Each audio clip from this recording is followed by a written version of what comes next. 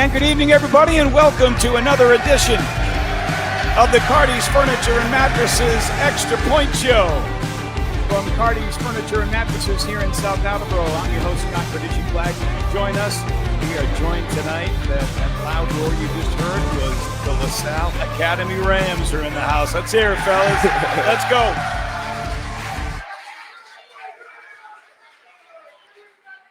Coming up on the show, we're going to be joined by Patriots offensive lineman Ben Brown. But before that, we're going to be joined by one of the captains for the Salle Academy Rams. Antonio Bearden is with us. Antonio, how you doing? I'm doing good. You? Good. Antonio is a wide receiver and a safety for the Rams. And congratulations. You guys had a nice win over St. Ray's Friday night. Thank you. All right, I didn't see your stats, but you told me. What was it, 5 or 6 catches? 4 catches for 55 yards and a touchdown. And a tutty. All right, good job. More importantly, the team picked up its 4th win of the season, 4-2 through 6 games. Is that right? Yes, sir. How's the team played in your eyes today? We definitely had a rocky start, coming away with 2 really close games, but it's definitely brought us together, especially with an in-state loss to North Kingstown and then a loss to St. John's Prep. It's definitely helped us come together more and build the team mentality that we're trying to instill into this program. And then 2 weeks ago, the Hawks, the yes. Bishop Hendricken Hawks, 21-20.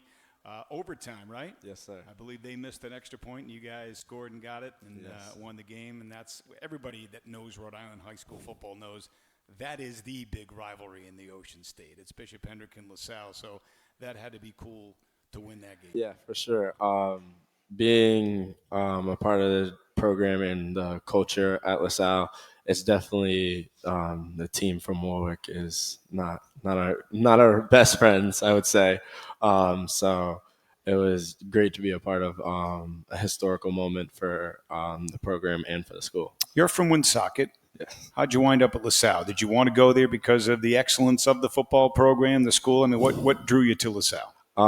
So a big part was my mom grew up in the Woonsocket system, and she knew that wasn't the best.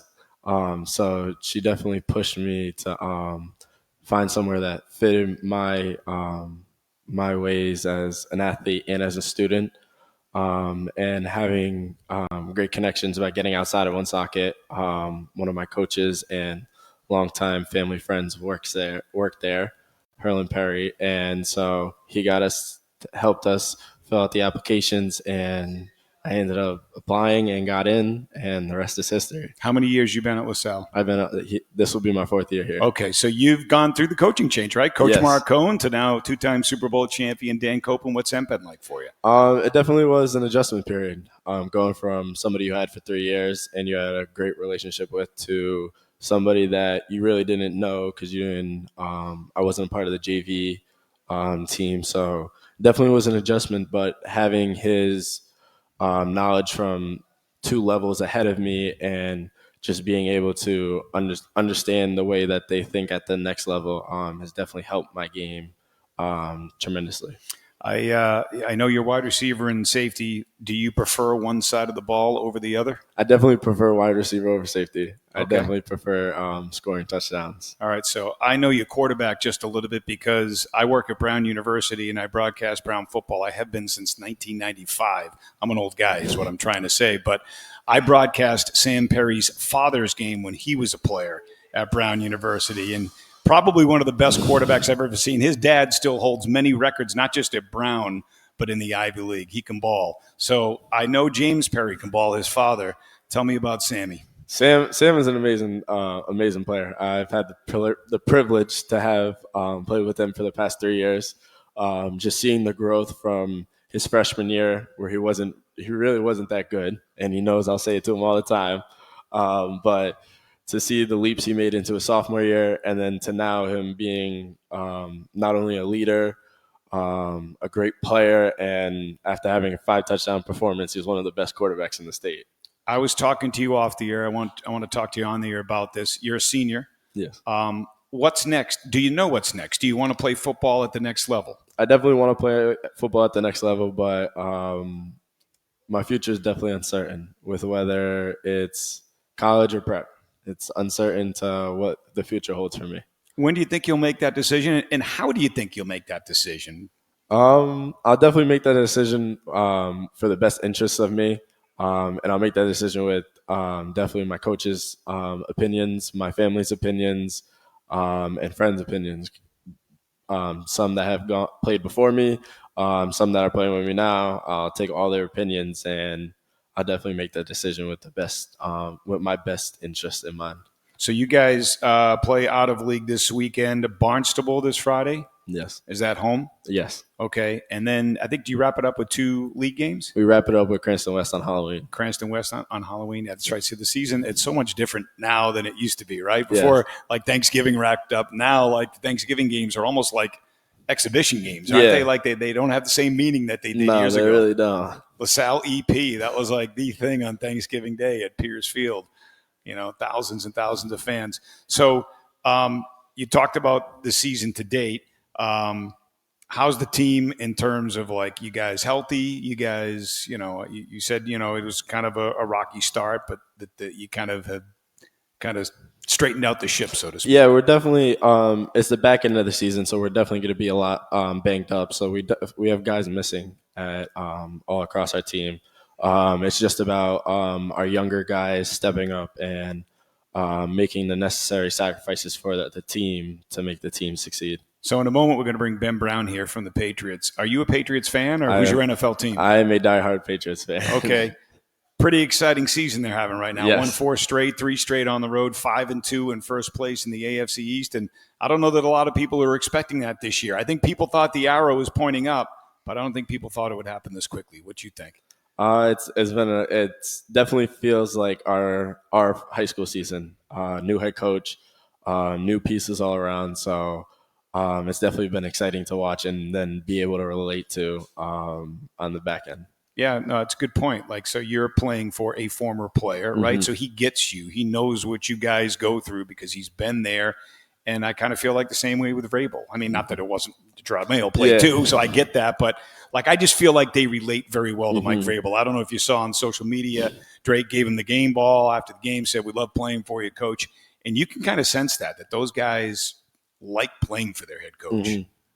It's definitely they definitely have a family mentality and a brotherhood that's you don't really see on too many teams that moves around often, and especially with a first-year head coach. So it's been amazing to watch, and especially this past weekend with an amazing win. It was great. It's been great to watch. All right, we're going to keep you on. Alan, are we going to bring Ben Brown into the room? Let's bring Patriots offensive lineman Ben Brown.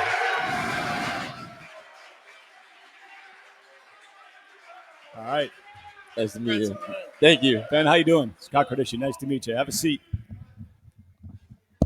Ole Miss Rebel, Ben Brown, a New England Patriot, joining us on the set. Thank you for having me.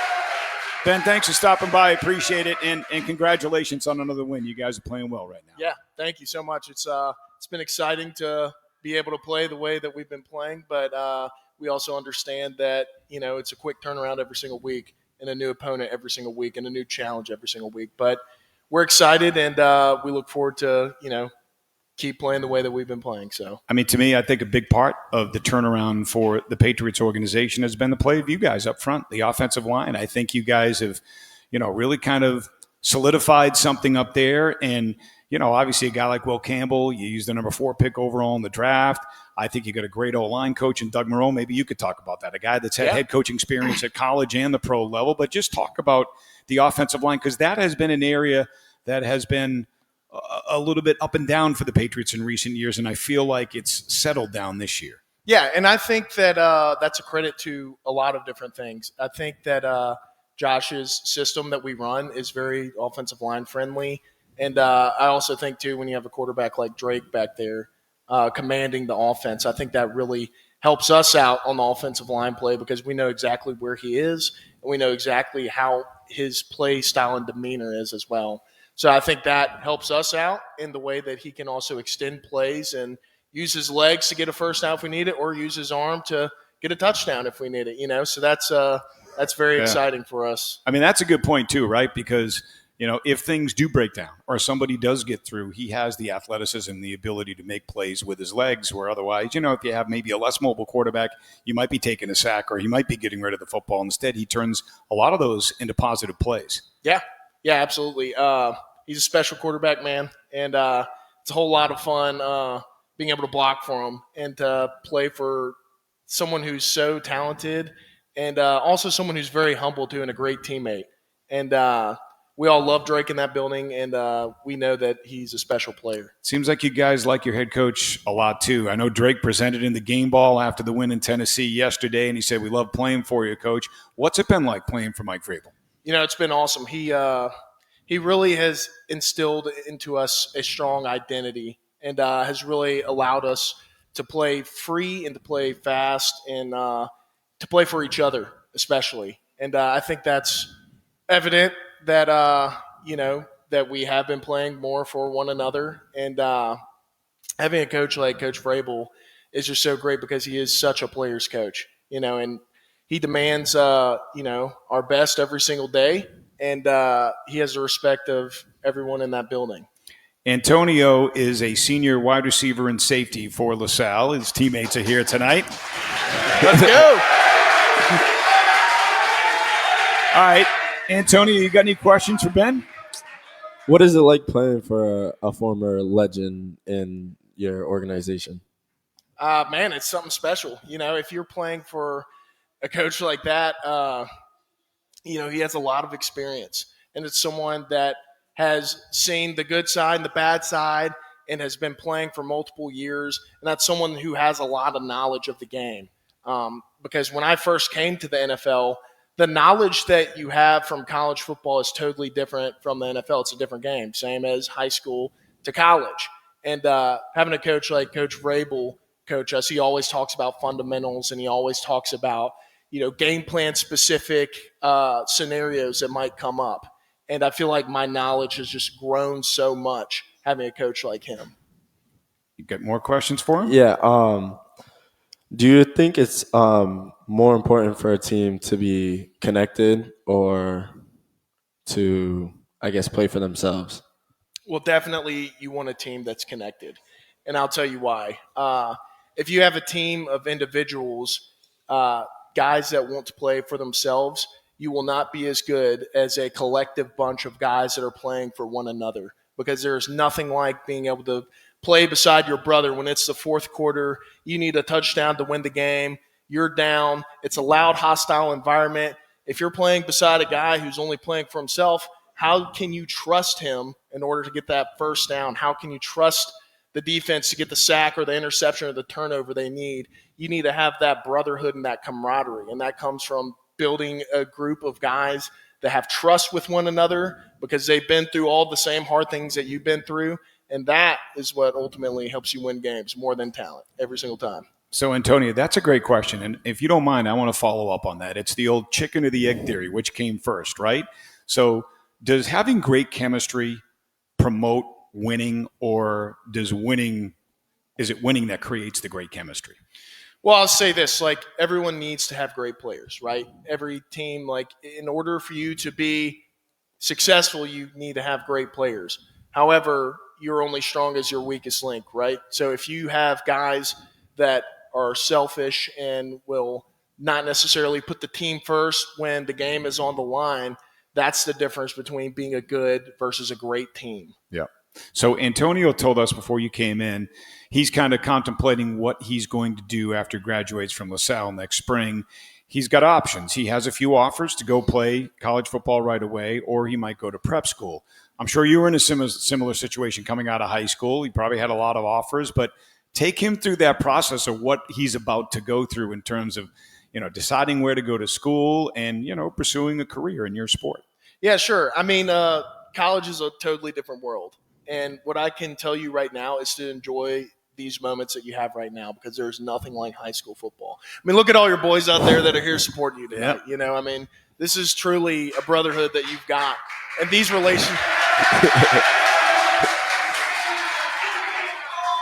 these guys right here, these are relationships that will last you a lifetime. And these guys right here they'll be the first ones cheering you on to whatever school that you go to. So understand that. But once you go to college, understand that it's totally on you, whatever you do. So whether that's you want to go to prep school or a 4-year university, that's your decision. Whether you want the type of player that you want to be is totally dependent on you. You won't be, with your parents anymore or have the same coaches that you have right now. Like, it'll be different, and all the responsibility will solely be on you now. And so it's up to you to decide what kind of player you want to be. Mm-hmm. So I'd say that's one of the bigger differences of college versus high school. Ben, you played in what I think is traditionally year in and year out the best conference in college football, the SEC. You went to Ole Miss. What I didn't realize until I read your bio was your dad, both of your grandfathers, and your uncle played at Ole Miss as well? Yep. So was there ever any doubt where you were going to college? Well, I tell you this, it was always a dream of mine to go to Ole Miss. Grew up in Mississippi, and hearing all the stories of my grandfathers, my dad, my uncle, and everyone else in my family that played, and I strongly wanted to join that fraternity of being able to play Ole Miss football. That was always a goal of mine. That was a dream of mine. But I knew that it was going to be hard, and it's not a guarantee either. And I grew up always with that goal in the back of my mind. I remember I played high school football with my brother my first 2 years and his last 2 years. And I remember we would just go work out at the gym at 10:30 at night on a Friday night in Mississippi. Now, granted, there's not that much to do in Mississippi, but the desire to do something like that was something I always wanted to do. And I was blessed to have that opportunity to go, and not everyone receives that opportunity, but I was fortunate enough to have that opportunity. So you were a tackle in college, but more of an interior lineman now, right? I was center guard, or I was center guard in college. Oh, you were? Okay. Yeah, For some reason, I thought you were No, tackle. it's okay. Okay. High school, I was tackle, but then once I moved to the SEC, I realized those edge guys were a little bit faster in the SEC than they were in high school, so moved right to guard and center. So a little different story. I want you to tell us a little bit about Will Campbell, okay? Because we heard all the talk about the measurables coming into the draft. Oh, arms are too short, blah, blah, blah. My whole point is, number one, he's a tough SOB. That's what I love about him. Like, he's got kind of that like John Hanna type attitude to him. And then number two, he performed at the highest level and was arguably the best offensive lineman in the best conference in college football, the SEC. So I'm not quite sure why there were doubters, because his arm may have been an eighth of an inch shorter than it's supposed to be. You know what I mean? Yeah, no. Just tell me what he's like as a player and as a person. He's great. I mean, overall, he's very mature for his age, and it's kind of crazy to think about too, because Will actually grew up an hour from where I'm from in Mississippi, in Monroe, Louisiana. I grew up in Vicksburg, Mississippi. Yeah. And I remember making the connection with him probably his first or second week when he was up here during OTAs, and he's just a great guy, and his maturity level is very high for someone his age, and you can tell he's going to be a special player for a long time in this league, not only by his technique, but also by his demeanor and his love for the game and for how hard he plays too, and he plays for his teammates. All right, we have two-time Super Bowl champions with us tonight. One of them is his head coach, Dan Koppen. And the other one is this guy right here who's going to step in and join us right now, former Patriots tight end Christian Fauria. Hey, Christian. Nice to meet you. Nice to meet you.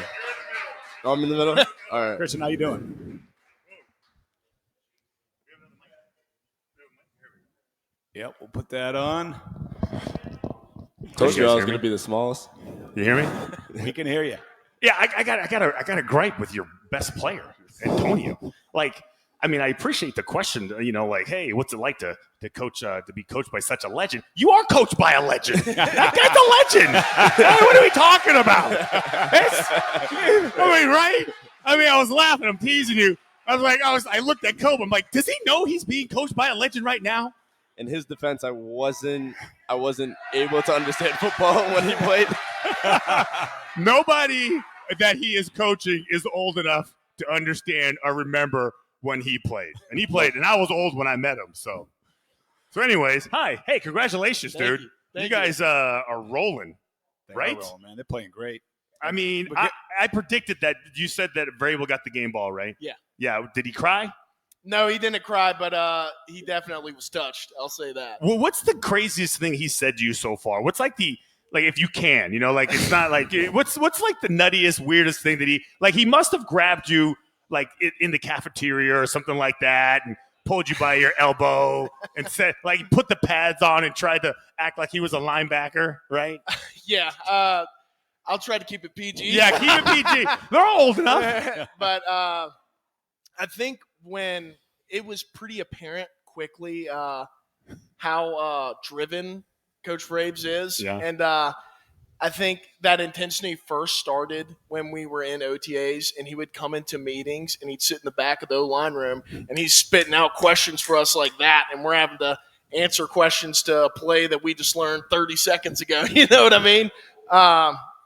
But then also, too, I mean, he loves being with the O-line and the D-line. And then in practice, like sometimes he'll throw on like a dummy chest plays on him for you to strike him. And you think in the back of your mind, it's like, I'm about to hit my head coach. Like, what are we doing? But then, because I remember, I think once he came over to the O-line in the spring or maybe his training camp, I can't remember. And we were having to do like a redirection drill, like punch and pass, like a it's like a stunt, like that. Yeah. And I remember I punched him. And he was like, "Are you going to actually punch me or what?"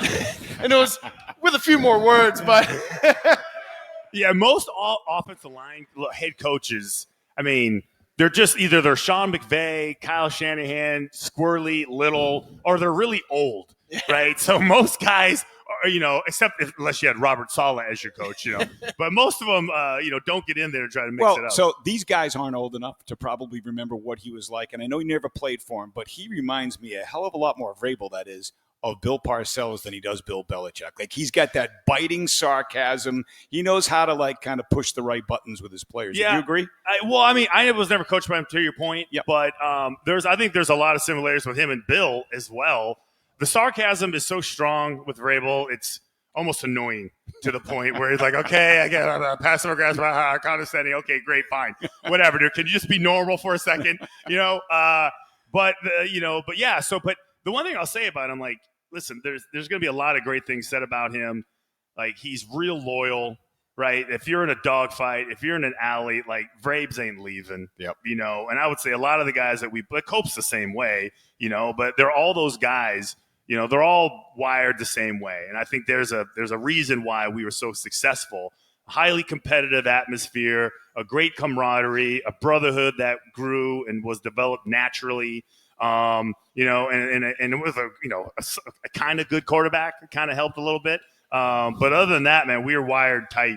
Like these guys seem to be wired right now. Can I ask you this question? Because as you know, your former head coach has been taking a lot of shots publicly for what's going on in his life with his girlfriend in North Carolina, all that stuff. Yet what I see, like I saw the video of Kendrick Bourne greeting him when they played at Cal this weekend, and like it was nothing but love and respect and admiration. I'm just curious from a player's perspective. When I say the words Bill Belichick, what do you think? Yeah, I have everybody has their own relationship and experience with Bill. Yep. I speak to mine, which is unique for me. I loved him. Listen, I was at a time I left Seattle. I left when I was looking for something specific. He offered it to me. I told him what I wanted specifically. Like I was like in my 30s, so I'm about to be done. And at first I remember telling him all this stuff. I was making all these demands basically, and we never talked about it for another 8 months. And then sure enough, the opportunity came up from something that I had to talk with him in February. And I was like, holy crap, this dude remembered this. And he kept his promise. I didn't practice Koppen. That was really the deal. I was like, I'm only practicing once a day. And like next thing I know, I showed up at practice on 2 days at Bryant University. And sure enough, the trainer said, like, you're down today. And I was like, why am I down? Like, Bill said you're not practicing today. You're only once a day. I was like, thank you, Jesus Christ. This is so great. Yeah, so I loved him. I respected him. I learned a lot from him. But that's me. Antonio, before we go, we're going to wrap things up. You have any questions for Christian? Uh-oh. What's it like to be a legend? I didn't mean it like that. I mean, tell him, Cope. I can't believe you guys don't have Dan Koppen up here. Dan, I got a question for you. Give me a story about your coach. I asked Ben about his. Give me something. I want you to embarrass him. He thought I came here to buy a couch. Ben, I just rolled up here. He's like, wait, so what are you doing here? I was like, I'm buying a couch. Oh, there's a show going on. Give me something about, come on, somebody. I know you got careful, something. Antonio. You still got, he's eyeballing you now. Give me something. Give us something that we would appreciate. It's probably after my first touchdown of the season. Okay, what happened? I was celebrating. It was a 55-yard touchdown that Sam threw me. And I was celebrating probably 10 yards early. And I come onto the sideline, and the news camera caught me. And it's him giving me some words of let's not do that again. Good coaching point. Good job, Cope. And now I tuck the ball into the end zone. Thank you. And I don't. And now I celebrate running to y'all. There you go. Run to your teammates. There you go, guys. Before we wrap things up, I just want to tell all the crowd you can stop by the back table and take an oral health kit donated by United Healthcare, so you can have a bright and healthy smile as you play for a championship this year. Good to wear your mouth guards as well. Folks, that's going to do it. We are out of time. Ben, thank you. Christian, thank you. And Antonio, thank you. Thanks for having All right, me. that'll do it for the Cardi's Furniture and Mattresses Extra Point Show. My name is Scott Cordischi. Good night, everybody. See ya. Yo.